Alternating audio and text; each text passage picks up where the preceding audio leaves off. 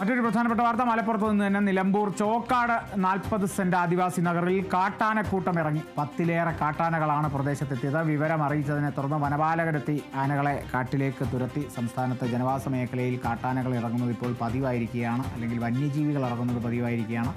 ഇതിപ്പോൾ ആദിവാസി നഗറിലാണ്, മലപ്പുറം നിലമ്പൂർ 40 സെന്റ് ആദിവാസി നഗറിലാണ് കാട്ടാനക്കൂട്ടം ഇറങ്ങിയത്. 10-ലേറെ കാട്ടാനകൾ പ്രദേശത്തെത്തിയെന്നുള്ളതാണ് വിവരം ലഭിച്ചത്. പെട്ടെന്ന് തന്നെ വിവരം അറിയിച്ചതിനെ തുടർന്നാണ് വനപാലകർ ആ സ്ഥലത്തെത്തി, ആ പ്രദേശത്തെത്തി ആനകളെ കാട്ടിലേക്ക് തുരത്തി എന്നുള്ളതും കൂടി മനസ്സിലാകുന്നു. ഈ ഭാഗത്ത് അല്ലെങ്കിൽ നിലമ്പൂർ ഇത്തരത്തിലുള്ള പ്രദേശങ്ങളിലൊക്കെ സ്ഥിരമായി കാട്ടാനകൾ ഇറങ്ങുന്ന ഒരു സ്ഥലം കൂടിയാണ്. നിലമ്പൂരിലെ പല മേഖലകളും വനമേഖലയോട് ചേർന്ന് കിടക്കുന്ന സ്ഥലമാണ്, പ്രദേശമാണ് നിലമ്പൂർ എന്നുള്ളത്. ചോക്കാട് എന്നുള്ളത് ഏറെക്കുറെ വനപ്രദേശം എന്ന് തന്നെ നമുക്ക് വേണമെങ്കിൽ വിളിക്കാൻ സാധിക്കും. ആ പ്രകൃതി കണ്ടു കഴിഞ്ഞാൽ നമുക്ക് അത് വ്യക്തമാകും. ആ ചോക്കാട് മേഖലയൊക്കെ കൂടുതലും വനത്തോട് തന്നെ ചേർന്ന് കിടക്കുന്ന പ്രദേശമാണ്.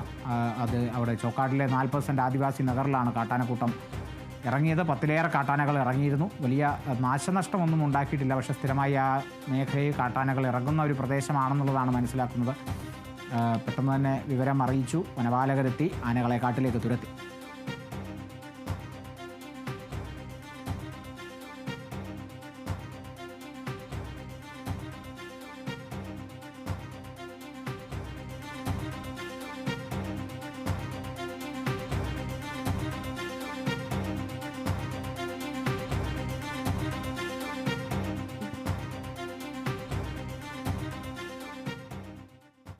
തിരുവനന്തപുരം സ്മാർട്ട് സിറ്റിയുടെ ഭാഗമായി കോർപ്പറേഷൻ KSRTC നൽകിയ